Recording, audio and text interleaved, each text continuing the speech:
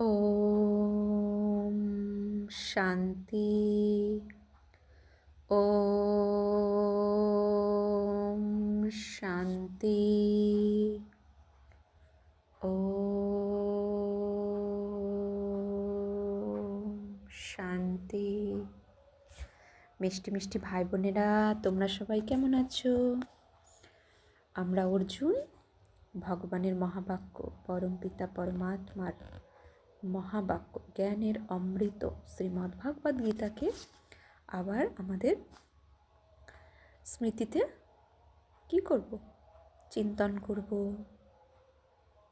সেগুলোকে চর্চা করব যে ভগবান আমাদের প্রত্যেক দিনের জীবনে কি মত প্রয়োগ করেছেন, কি মতের কথা বলেছেন, যে দৈনন্দিন জীবনে আমাদের কিভাবে চলতে হবে,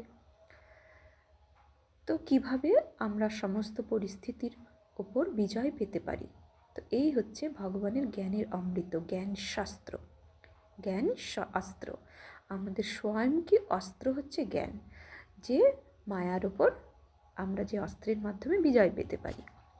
তো আগের দিন আমরা অক্ষর ব্রহ্মযোগের 20তম শ্লোক পর্যন্ত জেনেছিলাম। কি জেনেছিলাম সেখানে? যে ব্রহ্মার দিনের আগমনে অব্যক্ত সকল ব্যক্ত পদার্থ উৎপত্তি হয়, আবার রাত্রে অব্যক্ত কারণেই সে লয়প্রাপ্ত হয়।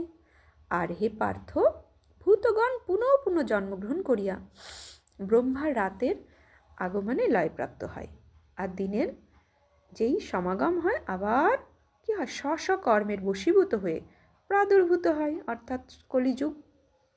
দিনের সমাগমায় কলিযুগের শেষ, সত্যযুগ মানে দিন, সত্যযুগের শুরুতে। তো কলিযুগে যে যে স্বয়ংকি ভাব, সে আসুরি স্বভাবে যদি শরীর ছাড়ে, তাহলে আসুরি স্বভাব নিয়ে সত্যযুগে তো যেতে পারবে না, সে আবার কলিযুগে জন্ম নেবে।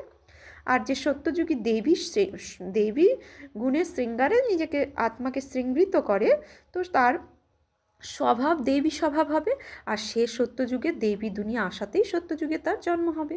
তো এভাবে স্ব স্ব কর্মের বশীভূত হইয়া, তো যে দিব্য কর্ম করবে দিব্য কর্মের বশীভূত হইয়া সে দেবী দুনিয়ায় জন্ম নেবে, আর যে আসুরি স্বভাবে আসুরি কর্ম করবে সে আসুরি স্বভাবের বশবর্তী হইয়া কলিযুগ আসুরি দুনিয়া, অর্থাৎ দাপরে যে অল্প অল্প আসুরি দুনিয়া থাকে, আধা আধা ধর্ম আধা অধর্ম, তো ওই দুনিয়াতে জন্ম নেবে। তাই দিনের আগমনে অবশভাবে মানে নিজের বসে।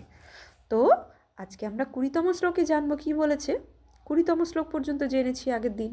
20তম শ্লোকে বলেছে যে অব্যক্তের অতীত যে নিত্য অব্যক্ত পদার্থ আছেন, তিনি সকল ভূতের বিনাশ হইল তার বিনাশ হয়, সেই পরমাত্মার বা সেই আত্মার বিনাশ হয় না।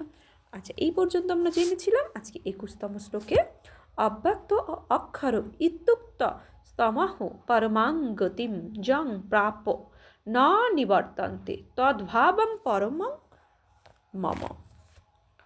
21তম শ্লোকে বলছে, যাহা অব্যক্ত অক্ষর নামে কথিত, যাহাকে শ্রেষ্ঠ গতি বলে, যাহা পাইলে পুনরায় ফিরিতে হয় না, তাহে আমার পরম স্থান বা স্বরূপ। যাহা অব্যক্ত অক্ষর নামে কথিত, যাহাকে শ্রেষ্ঠ গতি বলে, যার ঊর্ধ্বে কোনো আর গতিই নেই, যাহা পাইলে পুনরায় ফিরিতে হয় না, তাহাই আমার পরম স্থান স্বরূপ, অর্থাৎ আমি পরম গতি, তদ্ভিন্ন জন্ম অতিক্রম করার উপায় নেই। মানে আমি পরমাত্মা স্বরূপ, এই গতি, এই তিনি যে ওই পরমাত্মা অন্তিম, উনিই যে সর্ব অন্তিম গতি, সর্বশ্রেষ্ঠ উনি, তো আমি পরম গতি, পরম মানে শ্রেষ্ঠ গতি উনি। এভাবে যিনি জানেন তার জন্ম মৃত্যু হয় না। তো অর্থাৎ জন্ম মৃত্যু হয় না মানে বুঝতে হবে যে জন্ম মৃত্যু শরীরের একটা নিয়মে, প্রকৃতির নিয়ম, যে জন্মাবে তার মরিতে হবে, শরীর ছাড়িতে হবে, আর শরীর ছাড়িলে তাকে জন্মাতে হবে। কিন্তু আমি মানে শরীর ছাড়ার যে কষ্ট ও অনুভব, ওটা পরমাত্মা পরম সত্তা যিনি, তাকে জানার পরে পরম গতি প্রাপ্ত করার পরে ওর অনুভব হয় না যে আমার কষ্ট, শরীর ছাড়ার যে কষ্ট, সেটা আমার অনুভব হয় না। কেননা আমি চৈতন্য শক্তি আত্মা, এই অনুভবে আমরা সর্বদাই থাকি। তাই জন্ম মৃত্যুর অতটা অনুভব হয় না, অতিক্রম করার এটাই বুঝিয়েছেন। তো বলছেন 22তম শ্লোকে, পুরুষ স্বপরা পার্থভক্ত লভ্যস্ত অনন্যয়া যস্যান্তস্থানি ভূতানি যেন সর্বমিদং ততম। 22তম শ্লোকে বলছে, হে পার্থ, সকল ভূতই যাহাতে অবস্থিত করিতেছে, যাহার দ্বারা এই সমস্ত জগৎ ব্যাপ্ত হইয়া আছে, সেই পরম পুরুষকে একমাত্র অনন্য ভক্তি দ্বারাই লাভ করা যায়, আর কিছুতেই নয়। তো পরম পুরুষ, পুরুষ মানে আত্মা, ও পরম আত্মাকে একমাত্র অন্য কোনো দিকে চিন্তা না করে এক তার চিন্তনের দ্বারাই, তার প্রতি ভক্তি শ্রদ্ধা দ্বারাই লাভ করা যায়, আর কিছুতে নহে। তাহলে তাকে প্রাপ্ত করতে গেলে এক তারই চিন্তন, অন্য কোনো দিকে চিন্তন না করে তবেই তাকে প্রাপ্ত করা যায়। 23তম শ্লোক, যত্র কালে তনাবৃত্তি মা বৃত্তিঞ্চৈব যোগিন প্রয়াত জানতি তং কালং বক্ষামি ভরতর্ষভ।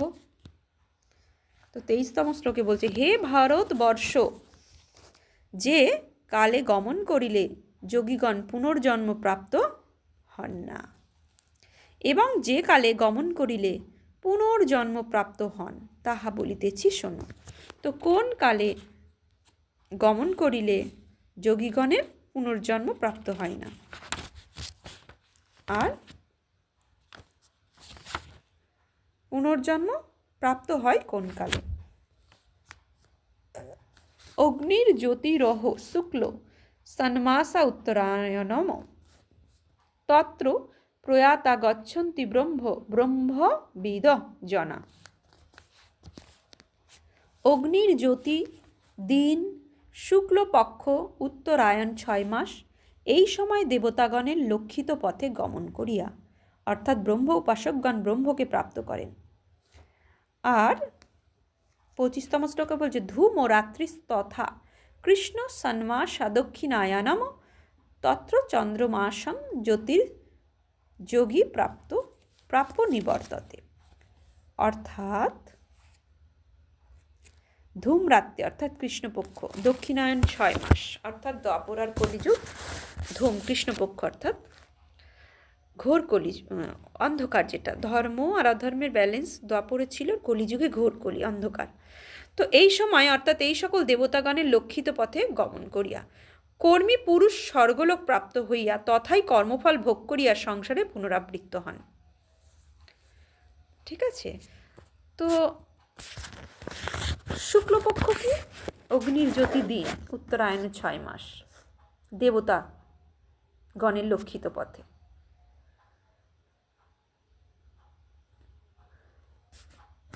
তো দেবতাগণের লক্ষিত পথে গমন করে, ব্রহ্মা উপাসকগণ ব্রহ্মকে প্রাপ্ত হন, আর কর্মী পুরুষ স্বর্গলোক প্রাপ্ত হন, তাই না?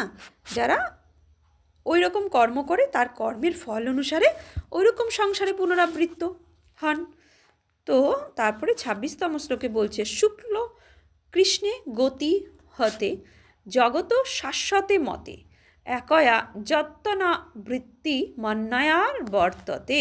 পুনঃ জগতের শুক্ল ও কৃষ্ণ এই দুইটি পথ অনাদি বলিয়া প্রসিদ্ধ। একটি দ্বারা মোক্ষ লাভ হয়, অপরটি দ্বারা পুনর্জন্ম লাভ প্রাপ্ত করতে হয়। কি বলছেন? একটি দ্বারা মোক্ষ লাভ হয়, অর্থাৎ পরম ধাম প্রাপ্ত পুরোপুরি কেউ পায় না, কিন্তু কর্ম করলে কিছু সময় মোক্ষ পাওয়ার পরে আবার তাকে জন্ম মৃত্যুর আধারে আসতে হয়, তাই না? তো পুনর্জন্ম লাভ হয়। তো পুনর্জন্ম অর্থাৎ সত্যযুগ, ত্রেতাযুগ, দ্বাপর, কলি, এই জন্ম মৃত্যুর চক্র আমাদের আবর্তিত হতেই থাকে, কিন্তু জন্ম পেয়েও যদি আমার পুনর্জন্ম হোক না হোক তাতে কোনো রকম অনুভব না হয়, শরীর পোশাকের মতো আমি ছাড়া আর ধারণ করি, তাকে পুনর্জন্ম রহিতি বলা। পুনর্জন্মর অনুভব যদি না থাকে তাকে পুনর্জন্ম লাভ মানে কি বলবো, পুনর্জন্ম লাভ অর্থাৎ আমি শরীর ছাড়ছি আর শরীর ধারণ করছি, কনসিয়াসে থাকলে পুনর্জন্মর লাভ, আর শরীর ছাড়া আর শরীর পাওয়া, তো সে পুনরাবৃত্ত জন্ম মৃত্যু চক্র এসে যাচ্ছে। আর আমি আত্মা, এ পোশাক আমার রয়েছে, এই পোশাক আমি আত্মা, তখন শরীরের থেকেও পুনর্জন্ম নিচ্ছে এরকম ভান আমার থাকবে না, যেটাকে বলা হয় জীবন মুক্তি। জীব সর্বদাই উন্মুক্ত অবস্থায় থাকবে, শরীরে থেকেও উন্মুক্ত। তো একটা বডিটাকে যদি আমি পাক্কা করে চিপকে রাখি যে আমি শরীর, তখন আমার শরীরটা ছাড়তে কষ্ট হবে। হ্যাঁ, তো পুনরাবৃত্ত শরীর ছাড়া ধারণ করা যে চক্রাকারে ঘুরতে থাকে, সেখানে আমার কষ্ট।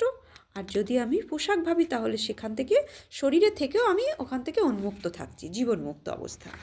আর মোক্ষ হচ্ছে সম্পূর্ণ পরমধামে থাকার স্থিতি, মোক্ষপ্রাপ্ত। আচ্ছা, 27তম শ্লোকে বলছে, নৈতে স্মৃতি পার্থ জানন যোগী মুহ্যতি কশ্চন তস্মাৎ সর্বেষু কালেষু যোগযুক্ত ভবা অর্জুন। অর্থাৎ হে অর্জুন, এই মার্গদ্বয় অবগত হইয়া যোগী পুরুষ মোহগ্রস্ত হন না।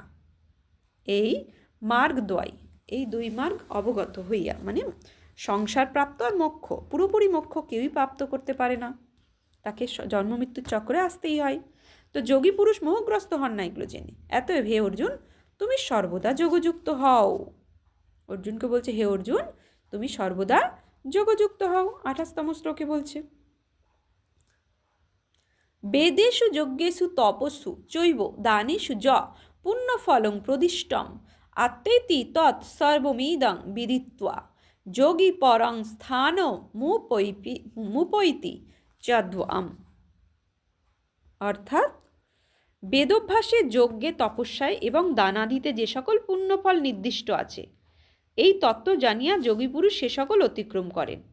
অর্থাৎ বেদ অভ্যাস করিলে, যজ্ঞ, তপস্যা আর দান আদিতে, এসবে যদি আমি ব্যস্ত থাকি, তা এগুলো যদি আমি করি, দান আদি, যোগ, তপস্যা, যজ্ঞ, তপস্যা, বেদ অভ্যাস, তো সে সকলে পুণ্যফল আমাদের নির্দিষ্ট থাকে, যে এরকম কর্ম করলে পুণ্য সীমিত, নির্দিষ্ট। এই তত্ত্ব জানিয়া যোগী পুরুষ সে সকল অতিক্রম করে। তো নির্দিষ্ট নয়, তারা কি নিরন্তর সম্পূর্ণরূপে নিজেকে ভগবানের কাছে সঁপে দেওয়া, সর্বকর্ম সে করাচ্ছে, করছি, তাই না? তো যেটাকে অকর্মাস্থিতি বলা হয়। তো তাতে পুণ্য ফল কি নির্দিষ্ট থাকে না। এই তত্ত্ব জানিয়া, সেই জন্য তত্ত্বজ্ঞানীরা কী করে, তত্ত্বযোগী পুরুষরা এ সমস্ত কিছুর থেকে অতিক্রম করে, দান পুণ্য যজ্ঞ তপস্যা থেকে। উৎকৃষ্ট আদ্যস্থান হচ্ছে মোক্ষপ্রাপ্ত, তাই না? তো তারা কি করে, মোক্ষপ্রাপ্তর চেষ্টা করে। দান পুণ্য তো সীমিত পুণ্য, তাই না?